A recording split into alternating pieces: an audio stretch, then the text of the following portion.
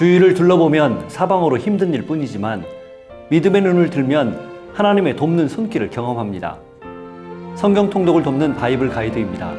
사도행전 22장부터 25장을 읽습니다. 유대인들의 손에 붙들린 바울은 차례로 유대인 종교 지도자들, 천부장 루시오, 총독 벨릭스와 베스도, 아그리빠 왕과 버니게 등 많은 유력자들 앞에서 복음을 전하는 기회를 얻습니다.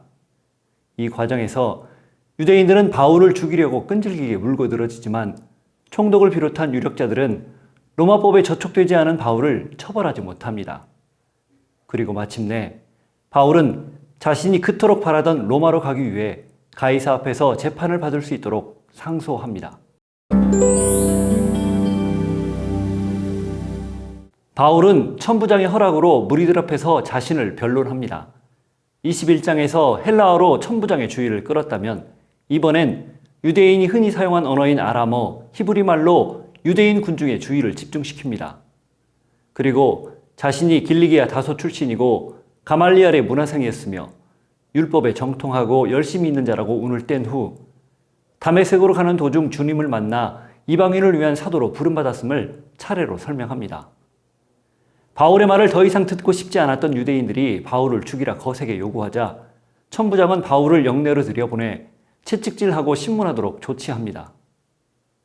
이 과정에서 바울은 자신이 로마 시민임을 밝히며 재판 없이 신문하는 것에 대해 항의합니다. 당시 로마법에서는 신문이나 공식적인 판결 없이 로마 시민을 채찍질하는 행위를 금지했고 이런 일을 행한 관리는 심각한 문책을 받았습니다. 이런 이유로 로마 시민인 바울을 결박했던 천부장은 두려워합니다. 다음 날 천부장은 진상을 파악하기 위해 유대 공회를 모아 바울을 세웁니다. 이 회의에서 바울은 공회원들이 사두개인과 바리새인으로 구성된 것을 알고 여러분 형제들아 나는 바리새인이요 또 바리새인의 아들이라 죽은 자의 소망 곧 부활로 말미암아 내가 신문을 받노라 말합니다. 바리새인은 예수님의 부활은 받아들이지 않았지만 천사와 영혼과 미래의 부활은 믿었습니다. 사두개인은 천사와 영혼에 대한 믿음이 없었을 뿐 아니라 부활이라는 개념 자체도 거부했습니다.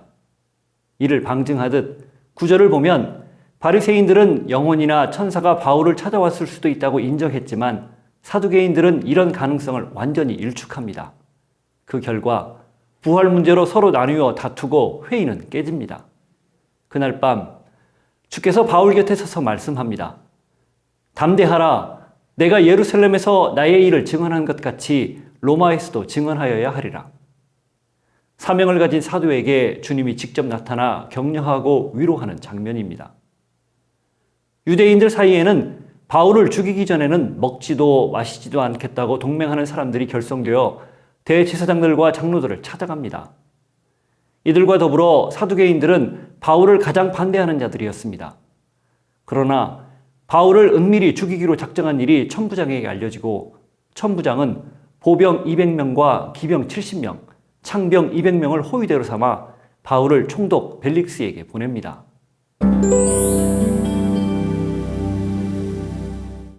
5일 후 대제사장 아나니아가 장로들과 변호사 더둘로를 벨릭스 총독에게 보내 바울을 고발합니다. 이 자리에서 더둘로는 바울을 소요를 일으킨 주동자, 그리스도인의 우두머리, 성전 모독자로 고발합니다.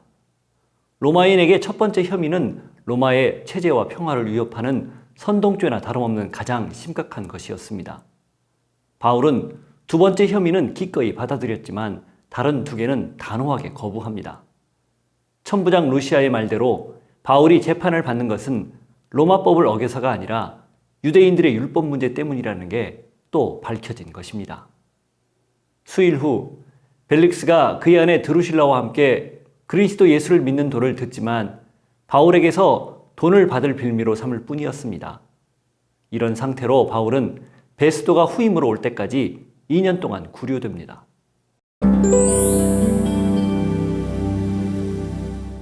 베스도가 부임한 후 예루살렘에 방문했을 때 대제사장들과 유대인들 중 높은 사람들은 바울을 고소하며 그를 예루살렘으로 데려와 신문할 수 있게 해달라 요청합니다. 호송될 때 매복했다가 죽이려는 속셈이었습니다. 베스도의 거절로 가이사랴에서 재판이 열리지만 예루살렘에서 내려온 유대인들은 바울을 처벌할 증거를 제시하지 못합니다.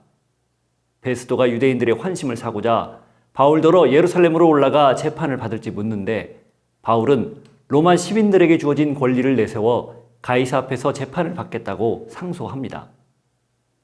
생명의 위협을 무릅쓰고 예루살렘행을 선택한 바울에게 마침내 로마로 향하는 길이 열린 것입니다.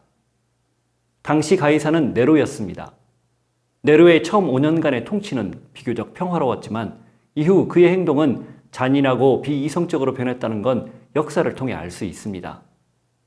수일 후 아그리빠 왕과 버니게가 베스도에게 문안하러 왔다가 베스도의 주선으로 바울과 대면하게 됩니다.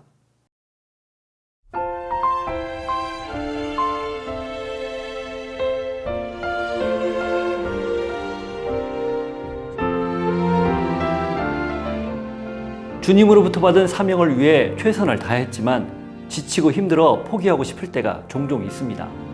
소위 말하는 영적 침체를 겪을 때가 있습니다. 이럴 때 어떻게 해야 할까요? 주변에 있는 사람들에게 도움을 요청하면 괜찮을까요? 아니면 도망치듯 모든 걸 뒤로하고 숨어버릴까요? 하나님의 사람들이 취할 수 있는 길은 오직 하나, 하늘을 향해 주님을 바라보는 것입니다. 주님의 도움을 간절히 구하는 것입니다. 구류된 바울에게 나타나 담대하라고 말씀하고 로마에서도 증언해야 한다고 격려해 준 주님이 동일하게 오늘 우리에게도 나타날 것이기 때문입니다. 내가 산을 향하여 눈을 들리라. 나의 도움이 어디서 올까? 나의 도움은 천지를 지으신 여호와에게서로다.